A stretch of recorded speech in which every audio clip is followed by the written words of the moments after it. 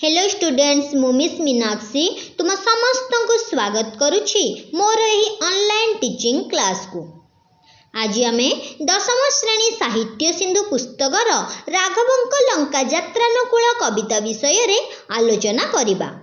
जहाको रचना करिसंती बा जहार कवि हेउछंती कवि सम्राट उपेंद्र भंज। आज एही वीडियो रे आमे कविंक परिचय, कवितार पृष्ठप्रसंग एवं कवितार सारमर्म विषय रे आलोचना करिबा। राघवंक लंका यात्रानुकूल जहाकु रचना करिसंती कवि सम्राट उपेंद्र भंज। सर्वप्रथमे आमे कविंक परिचय विषय रे आलोचना करिबा। कवि परिचय।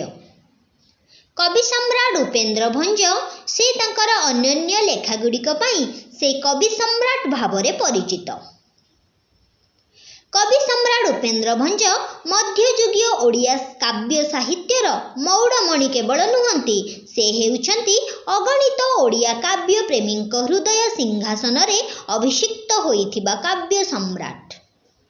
ओडिशा रे संस्कृत भाषार प्रभाव थिबा कालरे से संस्कृत काव्य ठारू आहुरी अधिक प्रभावशाली ओडिया काव्य रचना करी ओडिया काव्य मध्यकु अपार आनंद देबा सह मध्ययुगीय काव्य साहित्य को देइथिले एक नूतन मार्गदर्शन। कविंक जन्म। से सप्तदश शताब्दीर शेष पर्यायर गंजाम जिलार भंजनगर अनति दूर रे अवस्थित घुमुसर राजवंश रे जन्म ग्रहण करथिले। पिलामाने तुमको एठारे प्रश्न आसी पारे, कवि सम्राट उपेंद्र भंजक जन्मस्थान रो नाम कौन? तो जन्मस्थान नाम हेउछि घुमुसर, जहा गंजाम जिले में अवस्थित। रीतिजुगर से हेउछंती जने प्रसिद्ध कवि। एही रीतिजुग को केही केही भंज जुग बोली मध्य कुहंती। निजर पांडित्यपूर्ण साहित्य कृति पई तांको कवि सम्राट उपाधि रे भूषित करा जाइछि। ओडिया साहित्य रे थिबा असंख्य कवि मानक मध्य रे से असाधारण पुणी अनन्य। से घुमुसर राजवंशर राजकुमार। पितांक नाम थिला नीलकंठ भंज ओ पितामह थिले धनंजय भंज। पिलामाने मने रख, कवि सम्राट उपेंद्र भंजक पितांक नाम नीलकंठ भंज एवं पितामह हेउछंती धनंजय भंज। एक राजपरिवार रे जन्म ग्रहण करिथिले मध्य राजसिंहासनर बहुत दूर रे रही से मनोनिवेश करिथिले साहित्य कृति रे। जदिओ स्थूल सिंहासन रे से केबे हे आरोहण करि नथिले, तथापि अनन्य साहित्य रचना करी कवि सम्राट भावे से अभिषिक्त होइथिले प्रत्येक ओडिया काव्य प्रेमींक हृदय सिंहासन रे। काल्पनिक तथा पौराणिक काव्य रचना रे से थिले सिद्धहस्त। पांडित्यर आडंबरी प्रदर्शन तांको काव्य कवितार मूल संपद। तांकर प्रतिटी काव्य परिणति कवि हृदयर एक सुचिंतित आत्म प्रकाश। उपेंद्र भंज राम तारक मंत्र जप करी कवित्व शक्ति लाभ करिथिले। एहिठारे अन्य एक प्रश्न आसी पारे, उपेंद्र भंज केउ मंत्र जप करी तांकर कवित्व लाभ करिथिले? उपेंद्र भंज राम तारक मंत्र जप करी कवित्व शक्ति लाभ करिथिले। कवि सम्राट उपेंद्र भंज ओडिया रीति साहित्यर जड़े बरेण्य साधक। से बहु काल्पनिक और पौराणिक काव्य रचना करी जाइछंती, जहा प्राचीन ओडिया साहित्यर गोटिए गोटिए अमूल्य संपद। तांको काव्य ग्रंथ। तांको द्वारा प्रणीत केते गोटी काव्य ग्रंथर नाम हैला कोटि ब्रह्मांड सुंदरी, लावण्यवती, वैदेहीश विलास, रसिक हारावली, प्रेम सुधानिधि, सुभद्रा परिणय, कला कौतुक, छांदभूषण आदि काव्य। रसपंचक भली गीतात्मक आलंकारिक कृति और गीताविधान नामक पद्यात्मक शब्दकोश उपेंद्रंक अलंकार मनस्क पांडित्य एवं कवि ख्यातिर कालजयी कृति। तांको रचित चौपदी और चौतीसा ओडिया गीति कविता धारारे अपरूप सृष्टि रूपे विवेचित हेउछि। कवितार पृष्ठ प्रसंग और सारमर्म।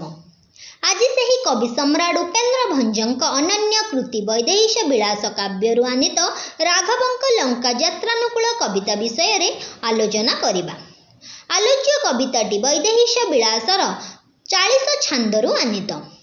ଏହା ଆଶାବରୀ ରାଗରେ ରଚିତ ହୋଇଛି। କବିଙ୍କ ପ୍ରତ୍ୟେକ ଲେଖା ଭଳି ପ୍ରତ୍ୟେକ କାବ୍ୟ ଭଳି ଏହି କବିତାଟି ମଧ୍ୟ ଅନନ୍ୟତାରେ ଭରପୁର। କବିଙ୍କ କୋଟି ବ୍ରହ୍ମାଣ୍ଡ ସୁନ୍ଦରୀ ହେଉ, ଲାବଣ୍ୟବତୀ ହେଉ କିମ୍ବା ସୁଭଦ୍ରା ପରିଣୟ ହେଉ, ପ୍ରତ୍ୟେକଟି ଲେଖାରେ କିଛି ନା କିଛି ଅନନ୍ୟତା ରହିଛି।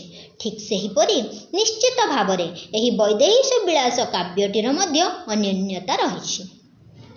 ରାମକାବ୍ୟ ବୈଦେହୀଶ ବିଳାସ 52 ଛାନ୍ଦ ବିଶିଷ୍ଟ ରଚନା। କାବ୍ୟଟିର ଅନନ୍ୟତା ହେଉଛି ଏହି ବୈଦେହୀଶ ବିଳାସର ପ୍ରତ୍ୟେକଟି ବାକ୍ୟର ବା ପ୍ରତ୍ୟେକଟି ପଦ ବ ଆଦ୍ୟ ବର୍ଣ୍ଣ ବା ପ୍ରଥମ ଅକ୍ଷର ବରେ ରଚିତ ହୋଇଛି। ବ ଠାରୁ ଆରମ୍ଭ ହୋଇଛି। ତେବେ ଦେଖିବା ବୈଦେହୀଶ ବିଳାସର ନାମକରଣ ଏପରି କାହିଁକି ହୋଇଛି? ଏହାର ନାମକରଣର ଯଥାର୍ଥତା କ'ଣ? ବୈଦେହୀଶ ବିଳାସ କାବ୍ୟର ଯଥାର୍ଥତା। ବୈଦେହୀଶ ବିଳାସ ଦୁଇଟି ଶବ୍ଦର ସମନ୍ୱୟ। ପ୍ରଥମ ବୈଦେହୀଶ ଏବଂ ଦ୍ୱିତୀୟ ବିଳାସ। ବୈଦେହୀ ଶବ୍ଦର ଅର୍ଥ ହେଉଛି ବିଦେହଙ୍କର କନ୍ୟା। ବିଦେହ ଅର୍ଥାତ୍ ଯାହାର ଦେହ ନାହିଁ। ଯୋଗ ଓ ତପସ୍ୟା କରି ଦେହ ଚେତନାର ଊର୍ଦ୍ଧ୍ୱରେ ଅର୍ଥାତ୍ ବିଦେହରେ ପରିଣତ ହୋଇଥିଲେ ରାଜା ଜନକ। ରାଜା ଜନକଙ୍କ ପୁତ୍ରୀ ସୀତା ବିଦେହଙ୍କର କନ୍ୟା ହୋଇଥିବାରୁ ସେ ବୈଦେହୀ ନାମରେ ପରିଚିତା। ବୈଦେହୀଙ୍କର ହିସ ଅର୍ଥାତ୍ ସ୍ୱାମୀ ହେଉଛନ୍ତି ବୈଦେହୀଶ। ତେଣୁ ଶ୍ରୀରାମଚନ୍ଦ୍ରଙ୍କୁ କୁହାଯାଏ ବୈଦେହୀଶ ଏବଂ ବିଳାସ ଶବ୍ଦର ଅର୍ଥ ହେଉଛି ଲୀଳାଖେଳା ଅର୍ଥାତ୍ ମର୍ଯ୍ୟାଦା ପୁରୁଷୋତ୍ତମଙ୍କ ଲୀଳାର ଶାବ୍ଦିକ ପରିପ୍ରକାଶର ଅଭିନବ ପ୍ରୟାସ ହିଁ ହେଉଛି ବୈଦେହୀଶ ବିଳାସ। ବୈଦେହୀଶ ବିଳାସର ପ୍ରମୁଖ କଥାବସ୍ତୁ ରାମାୟଣର କଥାବସ୍ତୁ ପ୍ରଭାବରେ ଗଢ଼ି ଉଠିଛି। ଲଙ୍କାର ରାବଣ ଦ୍ୱାରା ଅପହୃତା ସୀତାଙ୍କୁ ଉଦ୍ଧାର କରିବା ପାଇଁ ରାମଚନ୍ଦ୍ର ସମୁଦ୍ରରେ ସେତୁ ବାନ୍ଧିବା ବେଳର କଥା ଏହି କବିତାରେ ବର୍ଣ୍ଣିତ ହୋଇଛି।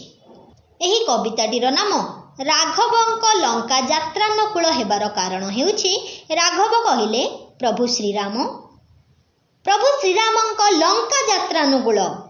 ଯେଉଁ ସମୟରେ ଅପହୃତା ସୀତା ରାବଣଙ୍କ ଦ୍ୱାରା ଅପହୃତା ହୋଇଥିଲେ, ତାଙ୍କୁ ଉଦ୍ଧାର କରିବା ପାଇଁ ରାମଚନ୍ଦ୍ର ସମୁଦ୍ରରେ ସେତୁ ବାନ୍ଧିବା ବେଳର କଥା ବର୍ଣ୍ଣିତ ହୋଇଛି ଏବଂ ସେତୁ ବାନ୍ଧି ସେ ଲଙ୍କାକୁ ଯାତ୍ରା ଆରମ୍ଭ କରିଥିଲେ ସୀତାଙ୍କୁ ଉଦ୍ଧାର କରିବା ପାଇଁ।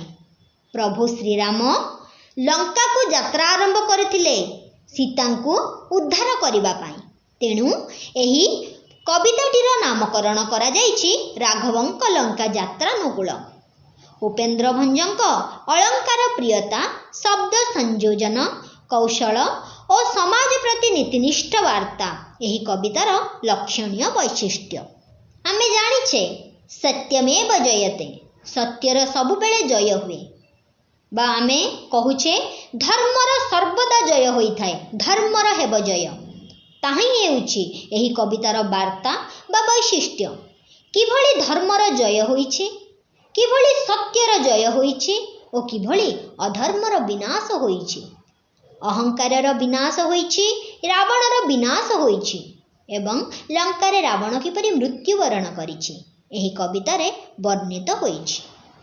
ଆଶା କରୁଛି ଏହି ଭିଡ଼ିଓରୁ ତୁମେମାନେ ରାଘବଙ୍କ ଲଙ୍କା ଯାତ୍ରାନକୁଳ କବିତାଟିର କବି ସମ୍ରାଟ ଉପେନ୍ଦ୍ର ଭଞ୍ଜଙ୍କ ବିଷୟରେ ସମ୍ୟକ୍ ଧାରଣା ପାଇଥିବ ଏବଂ ବୈଦେହୀଶ ବିଳାସର ନାମକରଣ ବିଷୟରେ ଜାଣିଥିବ ଏବଂ ଆମ କବିତା ରାଘବଙ୍କ ଲଙ୍କା ଯାତ୍ରାନକୁଳ ବିଷୟରେ ମଧ୍ୟ ସମ୍ୟକ୍ ଧାରଣା ପାଇଥିବ।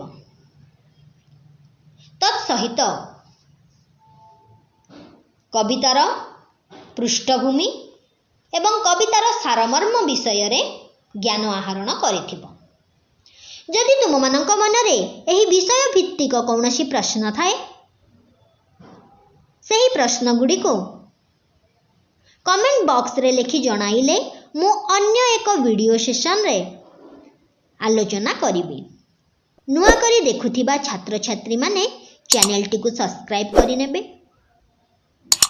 नेक्स्ट वीडियो रो नोटिफिकेशन पाइबा पाई सब्सक्राइब कला परे पाखरे थिबा बेल आइकन टी को प्रेस करि नेबे। लाइक करिवे, शेयर करिवे और कमेंट करने को भूलिबेनी।